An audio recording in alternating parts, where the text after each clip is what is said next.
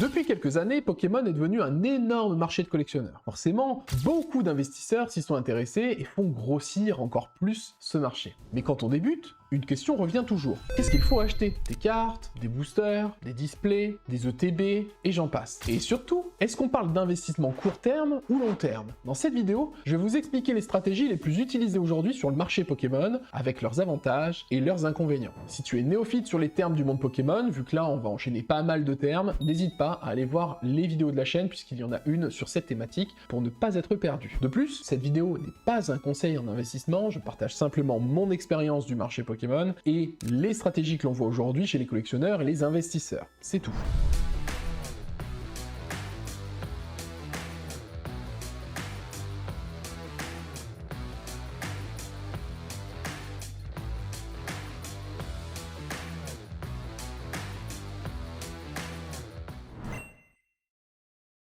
Démarrons sur le court terme, c'est-à-dire de 0 à 12 mois d'existence pour un scellé ou une carte Pokémon. Sur ce timing, les marges sont parfois faibles, mais comme il y a beaucoup de volume, aujourd'hui en tout cas, il y a moyen de faire assez de reventes pour que ça soit quand même intéressant. Par exemple, les ETB et les UPC peuvent être facilement revendus 20 à 30% supplémentaires dès les premières semaines de sortie. La seule difficulté, c'est donc d'avoir les produits. On peut les revendre sur toutes les plateformes, Vinted, Le Bon Coin, etc. Ça se revend ultra facilement. Concernant la partie carte, certaines plus-values importantes concernent pour moi les cartes promotion. Celles-ci sont en général dédiées au coffret, et une fois que ceux-ci ne sont plus édités, ces cartes peuvent prendre beaucoup de valeur. On peut parler d'une plus-value des fois de 100% très facilement en quelques mois à peine. Alors 100% pour le coup, ça veut dire doubler, tout simplement. Sur le timing de 0 à 12 mois, on a également des investisseurs qui achètent un grand nombre de cartes d'une certaine valeur pour les faire grader. Puisqu'une carte gradée en parfait état, une fois gradée, elle peut donc avoir un indice, c'est le but, et avoir une plus-value importante, même en prenant en compte le prix de la gradation.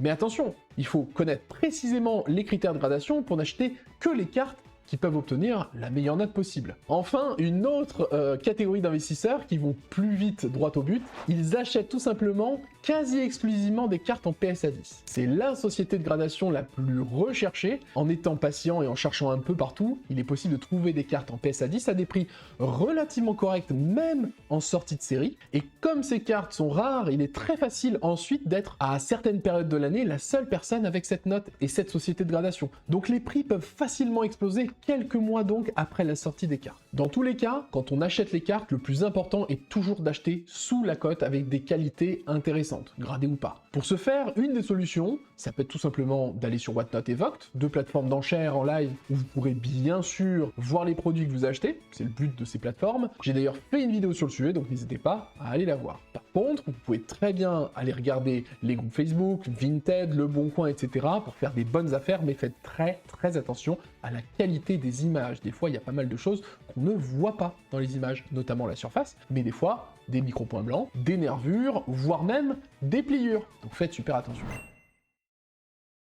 Passons maintenant au moyen terme. C'est souvent la zone préférée des investisseurs, cette fameuse zone de 1-3 ans, 1-5 ans. Dans cette zone-là, on retrouve en premier lieu le scellé, qui est le plus populaire pour les investisseurs. Pourquoi finalement le scellé commence à être super intéressant dans cette zone-là, de 1 à 3 ans après la sortie? Il y a plusieurs raisons. Déjà, premièrement, parce que les produits scellés disparaissent progressivement et deviennent donc difficiles à trouver. Ça paraît logique. Sachant qu'après 1, 2 ou 3 ans, les scellés ne sont plus réédités, plus reprint, donc ils disparaissent automatiquement d'un peu partout, et donc quand on veut s'en procurer à un moment donné, les prix montent, il y a plus de demandes que d'offres. Maintenant, pourquoi on parle d'ETB et pas de display par exemple? Eh bien c'est simple, l'ETB est un produit que les collectionneurs recherchent et gardent, contrairement au display que les collectionneurs ouvrent plus en proportion, ce qui fait automatiquement grimper les prix des ETB, et c'est bien cela que les investisseurs recherchent. Pour donner des exemples, il y a des ETB qui ont été multipliés par 9, voire par 10 en quelques années. Pour un exemple qui est un peu plus loin de nous,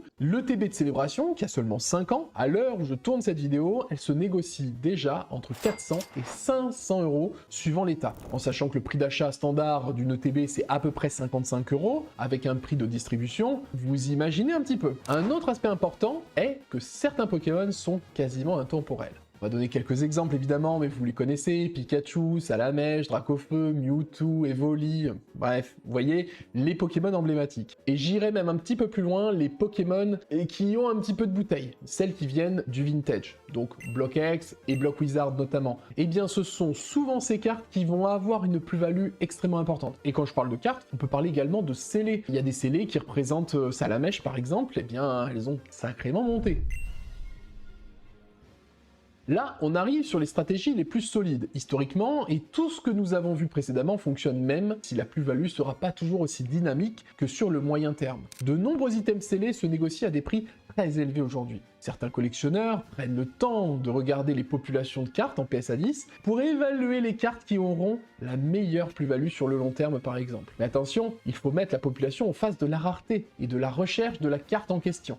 Donc pour résumer finalement le long terme, eh bien c'est juste la suite logique finalement du moyen terme. Le moyen terme, c'est tout simplement d'essayer de garder les items qui sont les plus intéressants. Alors moi j'ai parlé d'ETB, mais il y a aussi les UPC par exemple, évidemment. Certaines cartes en PSA 10, des gros bangers, essayez de les garder le plus longtemps possible, mais si vous allez après au-delà, donc 5 à 10 ans voire plus, eh bien le problème c'est qu'on n'aura pas forcément la même courbe, ça va pas être exponentiel, ça a même tendance à un petit peu se rattraper, puisque les collectionneurs vont passer au récent, et au fur et à mesure passeront au récent. Mais vos cartes continueront normalement à prendre de la valeur. Alors que ce soit d'ailleurs vos cartes, vos scellés, peu importe. Donc le long terme, c'est juste la suite logique du moyen terme.